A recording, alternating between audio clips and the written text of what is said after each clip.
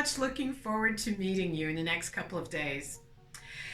A lot of people think that storytelling is not important, that it's only for tourist guides like myself. But in fact, the convention center in Montreal, Tourism Montreal, salespeople in hotel often hire me in order to tell the story of not just the city, but also to get people convinced and to hear about what's going on. So it is really important, no matter what you do in the travel tourism industry, that you learn to be a really good storyteller.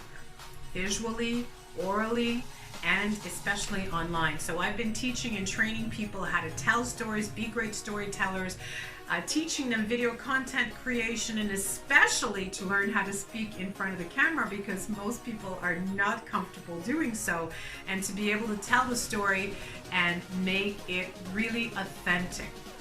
I'm going to give you an example of how important storytelling was. I spent a lot of time in Egypt and the Sinai. I have a little apartment near the Red Sea. And years ago, we were organizing a Bedouin festival. And one of the most amazing parts of the Bedouin festival is to have the camel race. And on the day of the camel race, which was the second to last day of the festival, everybody would be lined up in the desert, and the camels were all dressed up, and the riders were all dressed up, and they had numbers, and they would race across us. And my job that year was to photograph it. So I had my telephoto lens, and I was looking straight ahead, and the camels were going to pass 25 meters in front of me, and I was going to film and photograph them. The only thing was that year, one of the camels lost control. So all of the spectators moved back. But of course, I couldn't see what was going on because the telephoto lens was looking straight ahead. So I was trampled on by a huge camel. And people do not survive camel trample. So I was rushed to the hospital, and everything was fine. I had no broken bones, and people, the Bedouins, were just amazed that I was still around and alive and standing up, and that I had no broken bones. I had one little crack on my sunglasses, but other than that, I was fine.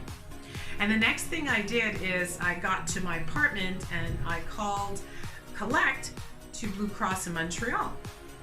And it was a very funny conversation, because I called and I said, well, I was in an accident. Here's my policy number. And they said, are you okay? Was it a car accident? I said, no, not exactly. I was trampled on by a camel. And I could hear giggling in the back and said, oh, we're really sorry. Are you okay? We've never heard that before. And I said, probably nobody has heard that before. And all I could think of at that particular moment is, thank goodness, with the amount of traveling I do, I still buy travel insurance. I was very lucky because the bill was only about $25 Canadian, but it could have been worse. I work on events around the world, and I remember having to bring the plane from Montreal through Blue Cross, where we had to evacuate someone who was in a terrible accident. And had it not been for the travel insurance, the cost could have been unbelievably unaffordable. So that story that I just told you, would that convince you to buy travel insurance with Blue Cross or any other company? That's what really good storytelling is about.